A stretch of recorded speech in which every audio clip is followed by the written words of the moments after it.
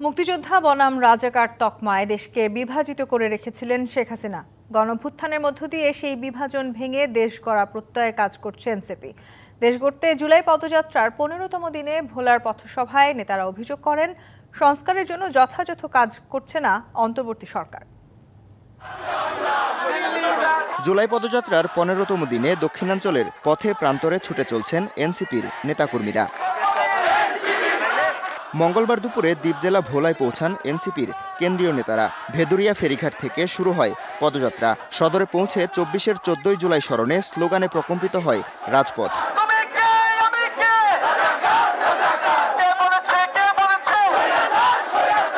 বিভিন্ন সড়ক প্রদক্ষিণ করে নতুন বাজার প্রেস ক্লাব চত্বরে অস্থায়ী মঞ্চে হয় সমাবেশ। মৌলিক সংস্কারের জন্য যে কাজগুলো করা দরকার ছিল তা হচ্ছে না বলে অভিযোগ নেতাদের। মৌলিক সংস্কারের জন্য যে কাজগুলো করার দরকার ছিল সেই কাজগুলো ঠিকমতো করতেছে না। এই সরকার আমাদেরকে নতুন করে বানাইতে হবে, আমাদেরকে আমাদের সরকার বানাইতে হবে, আমাদেরকে জনগণের সরকার বানাইতে হবে। এনসিপির আহ্বায়ক নাহিদ ইসলাম বলেন, মুজিববাদী আদর্শ গত ৫০ বছর দেশকে বিভাজিত করে রেখেছিল। মুক্তিযোদ্ধা বনাম রাজাকার এই বিভাজনের মাধ্যমে শেখ হাসিনা দেশকে বিভাজন করেছিল। এই মুজিববাদী আদর্শ গত ৫০ বছর ধরে দেশকে বিভাজিত করে রেখেছিল। ২৪-এর গণঅভ্যুত্থানের মাধ্যমে এই বিভাজনকে তোয়াক্কা না করে আমরা সামনের দিকে এগিয়ে গিয়েছিলাম। যে গণ অভ্যুত্থান নতুন বাংলাদেশকে গড়ে তোলার জন্য হয়েছিল, সেই ব্যবস্থা প্রতিষ্ঠায় রাস্তায় নেমেছে এনসিপি। আমাদের এই লড়াইও ভোলাকে সামনে থেকে লড়াই করতে হবে। উন্নয়ন ও যোগাযোগের অসুবিধা দূর করে ভোলাকে স্বনির্ভর জেলা হিসেবে প্রতিষ্ঠিত করার আহ্বানও জানান এনসিপি নেতারা। ভোলাবাসীর সাথে আমাদের আর কোনো দূরত্ব থাকবে না। DBC news desk. রাজনৈতিক দল হিসেবে নির্বাচন কমিশনের ৪৩,০০০ পৃষ্ঠার আবেদন করেও প্রাথমিক বাছাইয়ে উত্তীর্ণ হতে পারেনি জাতীয় নাগরিক পার্টি। দলটি নিবন্ধনের জন্য ৪৩,৩১৬ পাতার ডকুমেন্ট জমা দিয়েছিল। শুধু এনসিপি নয়, নতুন আবেদন করা ১৪৪টি দলের কোনোটি প্রাথমিক বাছাইয়ে উত্তীর্ণ হতে পারেনি। ফলে সব দলকেই ১৫ দিন সময় দিয়ে ঘাটতি পূরণের চিঠি দিচ্ছে নির্বাচন কমিশন। নবম সংসদ নির্বাচনের আগে ২০০৮ সালে নিবন্ধন প্রথা চালু হয়। বর্তমানে নিবন্ধিত দলের সংখ্যা ৫০টি। এই পর্যন্ত ৫৫টি দল ইসির নিবন্ধন পেলেও পরবর্তী শর্ত প্রতিপালনে ব্যর্থতা এবং আদালতের নির্দেশে ৫টি দলের নিবন্ধন বাতিল করে ইসি। দলগুলো হলো বাংলাদেশ জামায়াতে ইসলামী, ফ্রিডম পার্টি, ঐক্যবদ্ধ নাগরিক আন্দোলন, পিডিপি ও জাগপা। সম্প্রতি আদালতের আদেশে জামায়াত ও জাগপা নিবন্ধন ফিরে পেলেও ইসি কেবল জামায়াতের নিবন্ধন ফিরিয়ে দিয়েছে।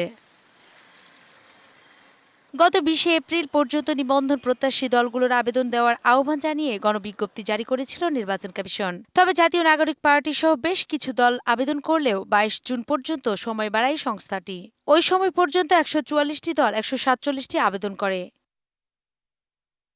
ইসি জানিয়েছেন, দলগুলোর মধ্যে এনসিপি সহ কোনোটিই উত্তীর্ণ হতে পারেনি প্রাথমিক বাছাইয়ে। তাই প্রথম ধাপে ৬২ দলকে চিঠি দেওয়া হচ্ছে, আর এনসিপি সহ ৮২টি দলকে দ্বিতীয় ধাপে চিঠি দেওয়া হবে।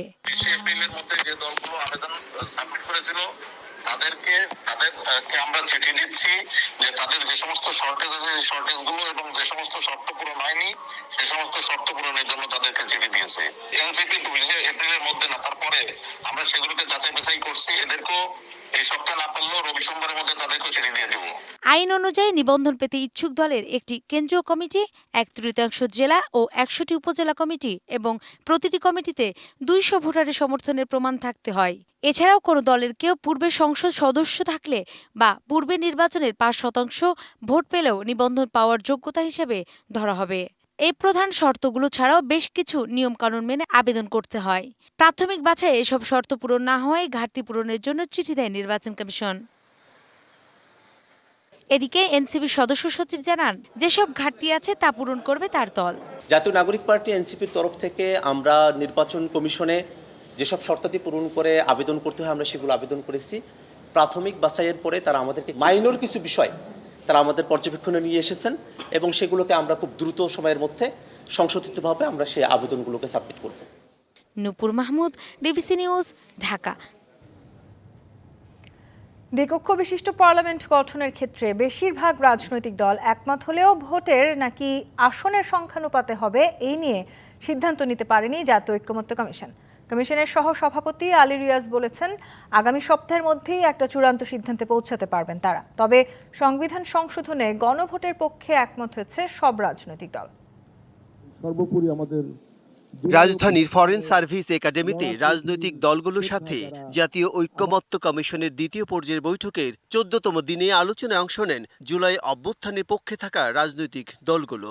অনিষ্পন্ন অবস্থায় বৈঠকের শুরুতেই জাতীয় ঐক্যমত্য কমিশনের সহসভাপতি জানান, জুলাই মাসের মধ্যেই জাতীয় সনদ দেওয়া সম্ভব। এজন্য প্রয়োজন রাজনৈতিক দলগুলোর সহযোগিতা।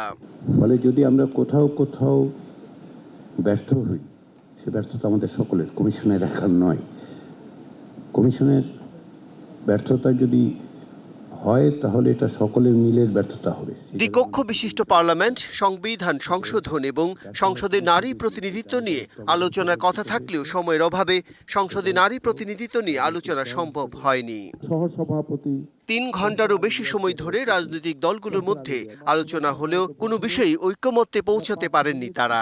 দ্বিকক্ষ বিশিষ্ট পার্লামেন্ট সৃজনের বিষয়ে মোটামুটি অধিকাংশ রাজনৈতিক দল একমত, কিন্তু তার গঠন প্রক্রিয়া কি হবে এবং তার পাওয়ার অ্যান্ড ফাংশন কি হবে এ বিষয়ে ব্যাপক বিতর্ক আছে।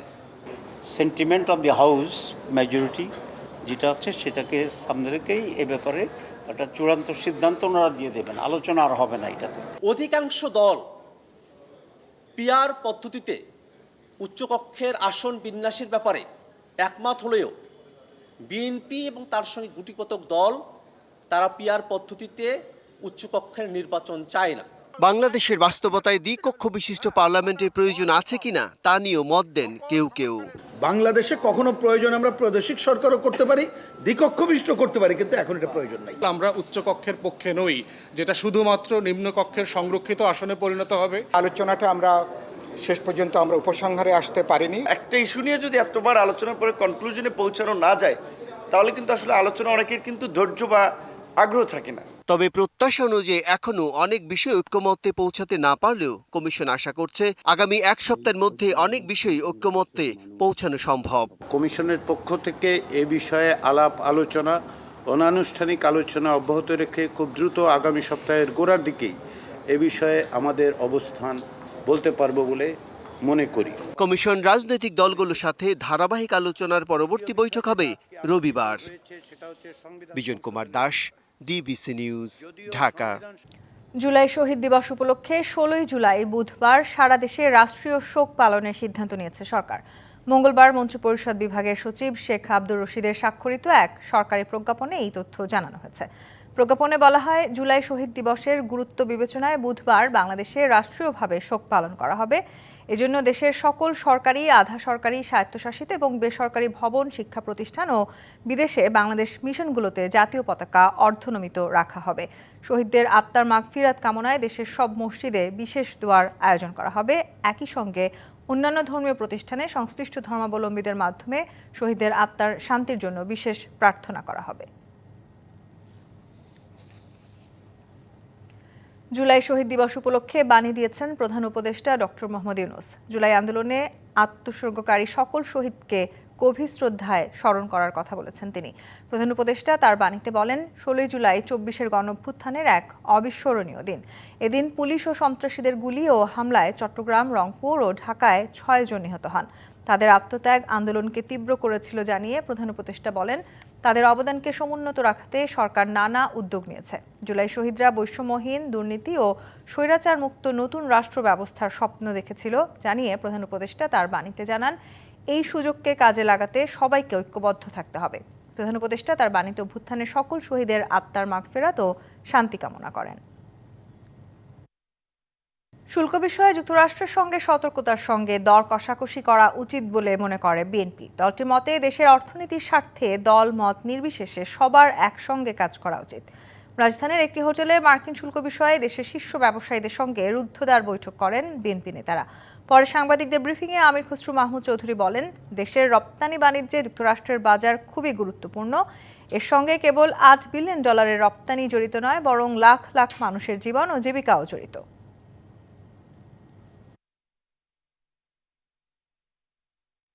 একটা কঠিন সময় পার করছি, এটার সমাধান যদি সঠিকভাবে করতে না পারি আমরা, অর্থনীতির সাথে জড়িত যে সমস্ত সার্ভিস সেক্টর আছে, ইন্ডাস্ট্রি আছে, সবাই এফেক্টেড হবে। আমাদের তো একটা স্ট্যান্ড আছে এটার উপর, সরকারকে সহযোগিতা করব, কারণ এটা তো দেশের স্বার্থে আমরা সকলে ঐক্যবদ্ধভাবে এই কাজটা করতে হবে। বিদ্যুৎ খাতে টেকসই অবকাঠামো এবং কৌশলগত পরিকল্পনা বাস্তবায়নে প্রকৌশলীদের আরও সক্রিয় ও উদ্ভাবনী হওয়ার তাগিদ দিয়েছেন বিদ্যুৎ উন্নয়ন বোর্ডের চেয়ারম্যান রেজাউল করিম।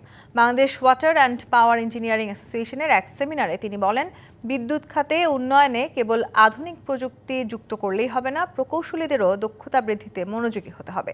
বলেন, দক্ষ জনশক্তির অভাবে বিভিন্ন প্রজেক্টে বিদেশি কনসালটেন্ট নিয়োগ করতে হয় এখনও।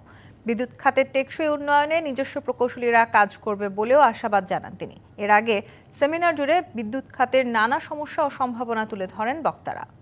অনেক প্রচেষ্টার মাধ্যমে এবং কোন লেভেল নাই যে সেখানে আমরা দুইজন এটা ফেস করি। বিদেশি একটা তরিকা দিয়েছে, সেটাই আমরা ফলো করতে গিয়ে পাওয়ার সেক্টরটাকে আমরা একটা ভালনারেবল সেক্টরে পরিণত করছি। তো এগুলো না কিন্তু এখন আমাদের রিয়েলাইজেশনের প্রয়োজন আসছে। আমরা সেলফ ডেভেলপমেন্ট, এই পারফরমেন্সে আপনি সেই ইন্ডিকেটর পর্যন্ত আসতে পারেন, তখনই আপনাকে মূল্যায়িত করা হবে।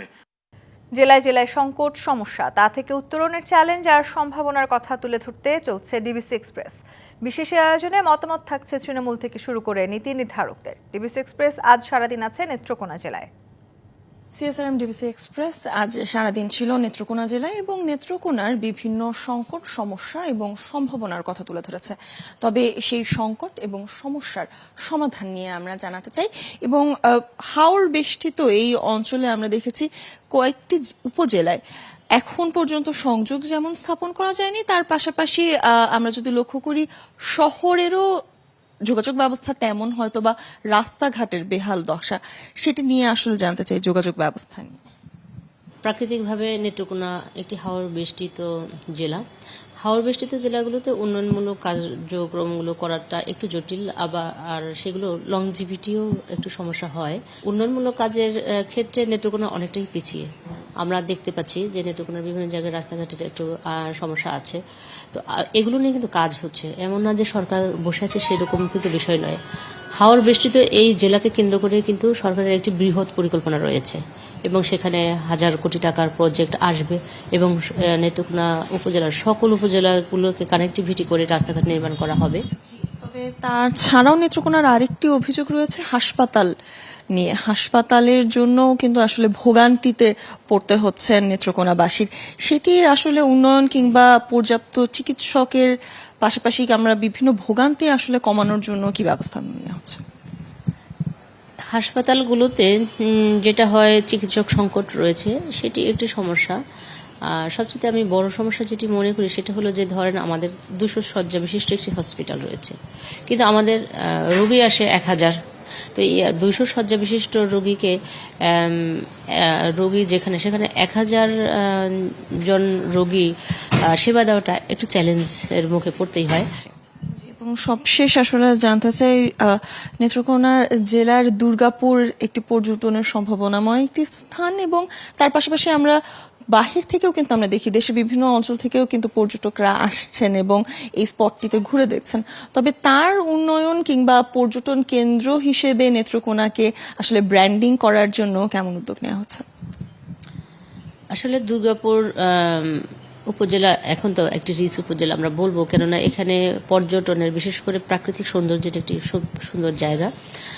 আমরা যেটি দেখেছি যে সাদামাটির পাহাড়, এটি কিন্তু অলরেডি জিআই পণ্য হিসেবে কিন্তু স্থান পেয়েছে, অর্থাৎ গ্লোবালি এটি স্বীকৃত হয়েছে যে আমাদের দুর্গাপুরের যে সাদামাটির পাহাড়, অতএব এটিকে আমাদের সংরক্ষণ করতে হবে।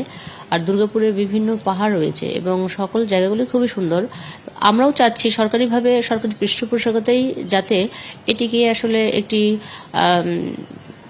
পর্যটন কেন্দ্র হিসেবে তৈরি করা। আমরা আসলে প্রপোজাল দিয়ে দিয়েছি অলরেডি যে এটি পর্যটন কেন্দ্র হিসেবে যদি তৈরি করা হয়, সেক্ষেত্রে আসলে কর্মসংস্থান সৃষ্টির ক্ষেত্রেও দুর্গাপুর কেন্দ্রিক কিংবা নেত্রকোনা কেন্দ্রিক যুবাদের জন্য কর্মসংস্থানের জন্য আসলে নতুন কোনো উদ্যোগ কিংবা বেসরকারি সরকারিভাবে কোনো উদ্যোগ নেওয়া হচ্ছে কিনা? আমরা যুবকদের জন্য সেমিনার করছি, যাতে আমরা এই যে পর্যটন কেন্দ্রগুলো আমরা শুধু দুর্গাপুর না, কয়েকটি জায়গায় কিন্তু আমরা বলছি যদি আমরা পর্যটন কেন্দ্র হিসেবে দুর্গাপুরকে তৈরি করতে পারি, তো ওখানে প্রচুর পরিমাণে পর্যটক আসলে পরে অটোমেটিকলি তো কর্মসৃজন হবে। সিএসআরএম ডিবিসি এক্সপ্রেস আজ সারাদিন জানিয়েছে নেত্রকোনা জেলার সংকট সমস্যা এবং সম্ভাবনার কথা। আগামীকাল থাকছি ময়মনসিংহ থেকে। দ্বীপ জেলা ভোলা ঘুরে এনসিপির জুলাই পদযাত্রা এখন বরিশালে, সেখানে পথসভায় কথা বলছেন দলটির আহ্বায়ক নাহিদ ইসলাম। আমরা সরাসরি চলে যাচ্ছি সেখানে। বাংলার কৃষক প্রজাকে ঐক্যবদ্ধ করেছিলেন, জমিদারি ব্যবস্থার বিরুদ্ধে লড়াই করেছিলেন, লাহোর প্রস্তাবের মাধ্যমে পুরো উপমহাদেশের মুসলমানদের সমস্যার সমাধান দেখিয়েছিলেন। প্রিয় সংগ্রামী বন্ধুগণ, জাতীয় নাগরিক পার্টি গণ অভ্যুত্থানের নেতৃবৃন্দ আমরা সেই শেরে বাংলা ফজলুল হকের উত্তরসূরি। শেরে বাংলা ফজলুল হক কৃষক প্রজাদেরকে ঐক্যবদ্ধ করেছিলেন, কৃষক প্রজার জমির অধিকার নিশ্চিত করেছিলেন, কৃষক প্রজার মর্যাদা এবং অধিকারে জমিদারি ব্যবস্থার বিলোপ ঘোষণা করেছিলেন। আমরা জাতীয় নাগরিক পার্টি, আমরা জুলাই গণ অভ্যুত্থানে নাগরিকের অধিকার এবং মর্যাদা রক্ষার জন্য ফ্যাসিবাদী ব্যবস্থার বিলোপ ঘোষণা করেছি। প্রিয় সংগ্রামী বন্ধুগণ, বরিশালে রয়েছেন আরেকজন মহান নেতা যোগেন মণ্ডল, যিনি দলিত তফসিলি সম্প্রদায়ের পিছিয়ে পড়া জনগোষ্ঠীর সংখ্যালঘু জনগোষ্ঠীর কণ্ঠস্বর হয়ে উঠেছিলেন, যিনি দেখিয়েছিলেন দলিত মুসলমান ঐক্য কিভাবে উপমহাদেশের রাজনীতি পরিবর্তন করতে পারে। বাংলাদেশের বর্তমান সমসাময়িক উপমহাদেশের বর্তমান সমসাময়িক রাজনীতিতে শেরে বাংলা এবং যোগেন মণ্ডলের রাজনীতি অনুসরণীয়, বরিশালের রাজনীতি অনুসরণীয়। তাই আজকে আমরা এসেছি বরিশালে জুলাই গণ অভ্যুত্থানের বার্তা নিয়ে। ডিবিসি সংবাদে এই ছিল এখনকার মতো। ডিবিসি নিউজের সংবাদগুলো পড়তে ভিজিট করুন dbcnews.tv আর ভিজিট করুন ডিবিসি নিউজের ফেসবুক পেজ এবং ইউটিউব চ্যানেল। ডিবিসির সঙ্গেই থাকুন।